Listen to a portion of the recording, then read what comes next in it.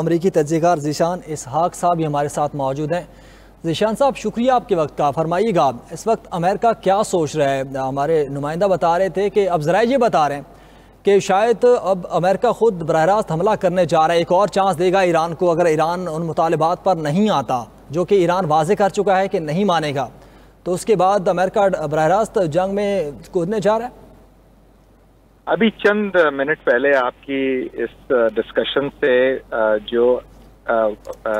Oval office से जो Trump ने उनसे सवाल ये किया गया कि भाई आप क्या डिसीजन ले रहे हैं, क्या है, क्योंकि आज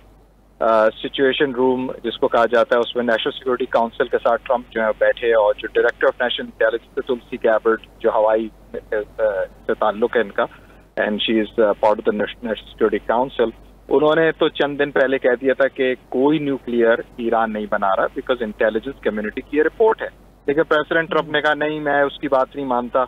और आई डोंट केयर। अब ये जो प्रेशर या ये जो बातें होती हैं, भाई इंटेलिजेंस कम्युनिटी कोई ऐसी थोड़ी बोलेगी कि वो नहीं बना रहे। उन्होंने बहुत सोच समझ के अपनी असेसमेंट दी, लेकिन क्योंकि आपको पता है और पूरी दुनिया को पता है कि ज़ायनिस्ट लॉबी और एक खास ग्रुप जो है जो वॉर मॉन्गर्स का है, जो हर वक्त ढोल बजाते रहते हैं, वॉर ड्रम्स, जो आपका पड़ोसी मुल्क है उसको भी उसी टोकरा या टाकरा का साथ देते हैं। तो ये जो वॉर ड्रम्स वाले लोग हैं, इनकी आवाजें जो हैं वो अभी लाउड तो हैं, लेकिन उन पे पॉलिटिकल और इंटरनल इतना प्रेशर है कि ट्रंप जो है वो भी हिचकिचा रहा है। और उसने अभी चंद लम्हों पहले जो है कहा कि हाँ मैं देखूंगा क्या होगा क्या है। अब यही जो सिचुएशन है, इसमें ईरान ने जो बहुत ही स्ट्रॉन्ग स्टैंड ले लिया है और वो वैसे तन्हाई खड़े हैं, और उस तन्हाई में अब अगर उनके पड़ोसी मुल्क मिसाल के तौर पर पाकिस्तान, क्योंकि Pakistan is next, everyone knows, ये बच्चा पूरी दुनिया का जानता है कि पाकिस्तान के लिए घेरा तंग किया जा रहा है। तो इसीलिए पाकिस्तान को स्ट्रेटेजिकली तौर पर एक बहुत ही वाज़ेह बयान देना चाहिए, क्योंकि पाकिस्तान एक वाहिद मुल्क है पूरे उस खत्ते के अंदर जो डिक्लेयर्ड न्यूक्लियर नेशन है। वो अलग बात है कि इलेक्ट्रिक पावर नहीं है, लेकिन न्यूक्लियर पावर डेफिनेटली है पाकिस्तान के पास। तो अब उस सिचुएशन में ईरान का कोई तो साथ दे, कोई भी नहीं दे रहा साथ। तो अब उस सिचुएशन में आप सोचें कि जब ग्राउंड रियलिटी को देखते हुए इजराइल ने कह दिया है कि हम 2 हफ्ते जंग तो करेंगे, यानी उन्होंने डिक्लेयर कर दिया, उनको भी पता है कि 2 हफ्ते जंग हमने करनी है ताकि और जितना हम कमजोर कर सकें, और जो बंकर बस्टिंग जो बॉम्ब्स हैं, बंकर बस्टर बॉम्ब्स, BBBs जिनको कहा जाता है, वो 2000 पाउंड तक के हैं जो प्रेसिडेंट बाइडेन ने रुकवा दिए थे। यानी ये सोचने वाली बात है, क्योंकि बहुत से लोग जो हैं पाकिस्तान में, और हमारे भी लोग बहुत से जो हैं वो समझते हैं कि रिपब्लिकन पार्टी बड़ी ही ऐसी पार्टी है और ट्रंप जो है बड़े यानी कि इन चीज़ों के अगेंस्ट थे, और इन्होंने कहा भी यही था अपनी कैंपेन पे कि मैं तो पहले दिन आते ही यूक्रेन की जंग भी रुकवा दूंगा और गजा, तो ये सब कुछ, ये सब कैंपेन पे बाज बातें होती हैं, और जब असल रियलिटी आती है तो इंसान की हालत टाइट होती है। तो इस वक्त यही सिचुएशन में ये फंस चुके हैं, क्योंकि ट्रंप को अब समझ में नहीं आ रहा है कि वो क्या करे, क्योंकि पॉलिटिकल प्रेशर और जो ग्रुप्स ट्रंप को लेकर आए हैं इस मुल्क में सदर बनाने के लिए, 6 महीने के अंदर आप देखें कि यूक्रेन और रशिया की जंग में मज़ीद इजाफा होता है, और इन्हीं 6 महीने के अंदर पूरा एक प्लान्ड वे के अंदर, जिसमें आपको अब क्लियर नजर आ रहा है, क्योंकि कहते हैं ना हाइंडसाइट इज 2020, तो हाइंडसाइट इज 2020 का क्रिस्टल बॉल तो किसी के पास है ही नहीं। लेकिन इस किस्म की जो कार्रवाइयां होती हैं ये बड़ी सोच समझ के होती हैं। संडे को जब ये एक अमन का मुआहदा होने जा रहा था, टॉक्स होने जा रही थी, इजराइल ने उसको सबोटाज किया है, हमें इस चीज को बार बार बोलना चाहिए। और वो जो सबोटाज हुआ है ये नेशनल अमेरिका का जो इंटरेस्ट है उसके अगेंस्ट है। इसी वजह से चंद दिन पहले ही जब ये तो लास्ट संडे को था, मस्कत ओमान में जो अमन का मुआहदा होता है या बातचीत शुरू होती है एटलीस्ट, उससे चंद दिनों पहले ही यानी लास्ट वीक तुलसी गैबर्ट जो है डायरेक्टर ऑफ नेशनल इंटेलिजेंस है और पूरी इंटेलिजेंस कम्युनिटी कह रही है भाई ईरान के पास कोई न्यूक्लियर नहीं है। 2003 से खामेनेई ने उसको बंद किया हुआ है, जब खामेनेई ने पहले ही रोका हुआ है, और फिर उनका सुनने में ये भी आया कि उन्होंने एक फतवा भी दिया हुआ है कि भाई हम जो है वो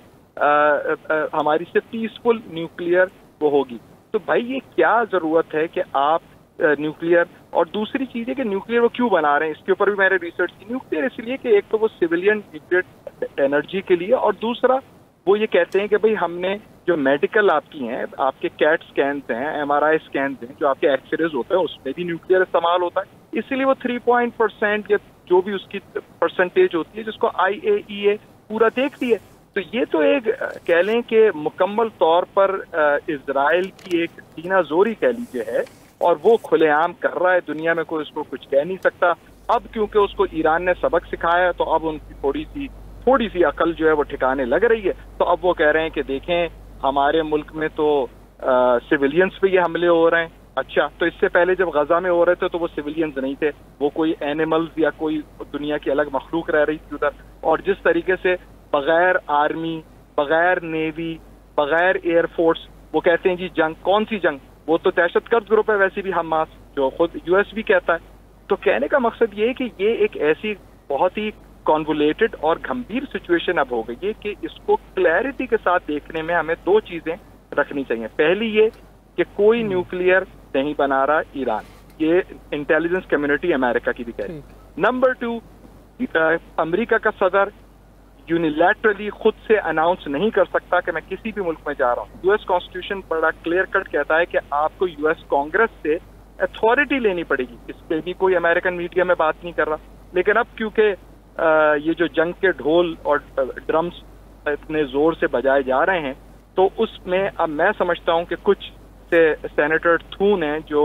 एक्चुअली सेनेट मेजॉरिटी लीडर हैं, उन्होंने बड़ा बैलेंस स्टेटमेंट दिया था। उन्होंने कहा था ये अमेरिकन नेशनल इंटरेस्ट में नहीं है कि हम जो है इस जंग में कूद जाएं। और दूसरा जो सिचुएशन है वो ये कि अगर कांग्रेस में US हाउस ऑफ रिप्रेजेंटेटिव के अंदर वोट आता है, मैं नहीं समझता, मेरा जो पर्सनल असेसमेंट है वो ये है कि जो कांग्रेसमैन हैं और कांग्रेस वुमेन वो इस वोट के लिए और इस वॉर के लिए फेवर में वोट देंगे, क्योंकि नेक्स्ट ईयर 2026 में मिड टर्म इलेक्शन, जिस तरीके की इकोनॉमी चल रही है, जिस तरीके के इंटरनल डोमेस्टिक इश्यूज हैं, इमिग्रेशन रेट से लेकर आपकी इकोनॉमी और ऊपर से आगे ग्रोथ करनी है। फेडरल रिजर्व की कल मीटिंग हुई थी, इंटरेस्ट रेट भी उन्होंने बरकरार रखे हैं, इन्फ्लेशन पहले ही ज्यादा है अमेरिका में। तो उन चीजों को मद्देनजर रखते हुए मैं नहीं समझता कि रिपब्लिकन और GOP जो पार्टी है, GOP कभी नहीं चाहेगी कि इनका जो वोटर है वो डेफिनेटली पहली डेमोक्रेट्स की तरफ आ रहा है, और डेमोक्रेट्स का मोमेंटम अब बढ़ रहा है, क्योंकि उन्होंने मुकम्मल तौर पर एक तरीके से खुली छूट ही दी हुई थी इनको, क्योंकि वो जो कांग्रेस है वो कुछ कर भी नहीं सक रही और ना ही कांग्रेस अपनी पावर अथॉरिटी को यूज कर पा रही है। तो उसको देखते हुए मैं नहीं समझता कि इस वक्त पॉलिटिकली स्पीकिंग कोई ऐसी सिचुएशन होगी कि जिसमें सिर्फ बेंजामिन नेतन्याहू के कहने पर और अपनी ही नेशनल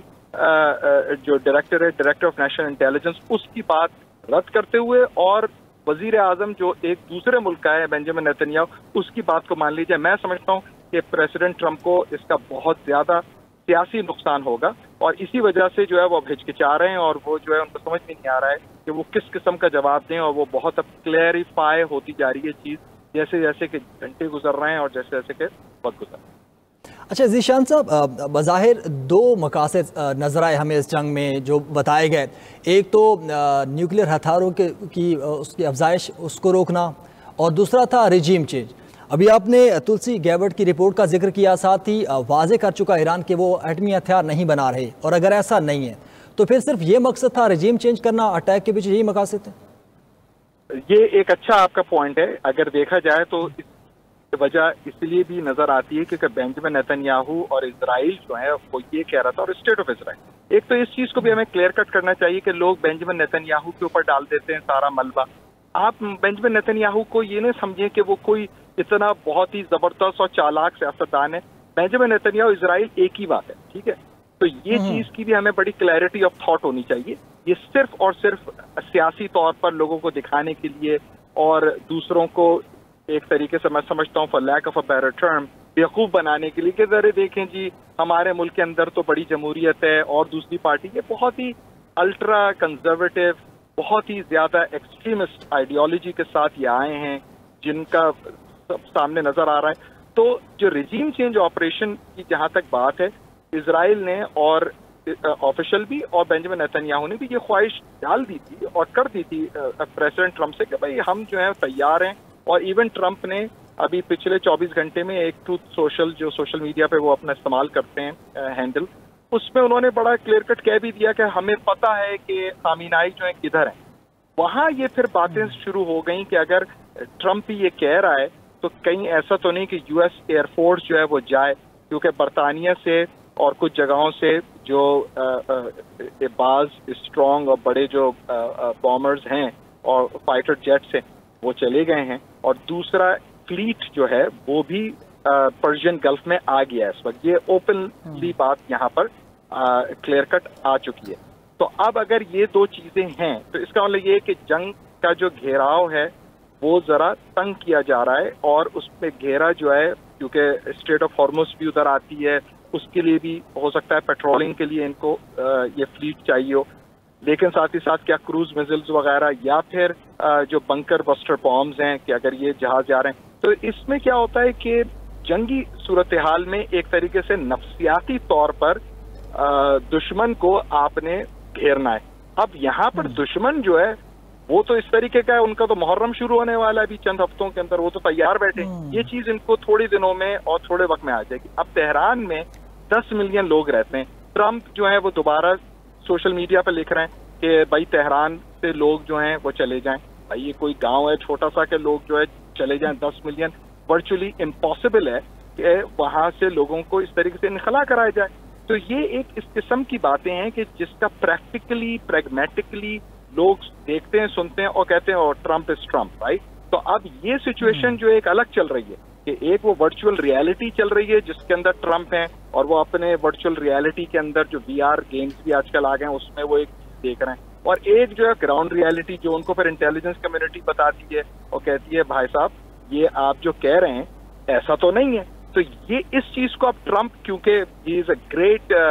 ब्रांड एम्बेसडर, ये बिल क्लिंटन भी कह चुके हैं कि ट्रम्प की जीतने की वजह ये थी कि ट्रम्प हर चीज को जिस तरह सेल करते हैं, क्योंकि ये डेवलपर रहे और ट्रम्प होटल्स और सारा कुछ उसमें, तो उनकी एक DNA के अंदर या उनकी एक बिजनेस प्रैक्टिसेस के अंदर एक चीज आ गई है कि एक चीज को इस तरीके से ब्रांड करो कि दूसरा शख्स जो है कहे ओ वाह, और उसके बाद पता चले कि बोला हमने कुछ और निकला कुछ और। तो ये एक जो मामला है इसको ट्रम्प अब किस तरह मैनेज करेंगे पॉलिटिकली और पॉलिटिकल ऑप्टिक्स में, उसको देखते हुए मैं नहीं समझता कि रिजीम चेंज ही अब ये सिर्फ कर पाए, क्योंकि रिजीम चेंज अगर इन्होंने उसको किया पुश तो वो भी इनकी कहानी जो है दुनिया के सामने खुल चुकी है। जो सद्दाम हुसैन के साथ हुआ था वही बिल्कुल मूवी और बिल्कुल उसकी 2nd एपिसोड या 3rd एपिसोड आ रही, तो वो भी इनके पास नहीं है। लेकिन अब प्रॉब्लम जो है वो ये है कि जो यहाँ पर शाह ऑफ ईरान के जो साहबजादे हैं, बेटे हैं, प्रिंस, वो ईरानी अमेरिकन में बड़े घूमते फिरते हैं और वो मुख्तलिफ अमेरिका के शहर जो हैं उनमें भी टूर करते हैं, और जो ईरानी अमेरिकन हैं वो ज्यादातर शाह ऑफ ईरान जब उसका फॉल हुआ और जब उनका तख्ता उल्टा और फिर ये खुमैनी साहब उधर गए तो वो बहुत सारे ईरानी जो है वो अमेरिका और वेस्ट निकल गए। तो जाहिर सी बात है वो तो कम्प्लीटली अगेंस्ट हैं इस रिजीम के।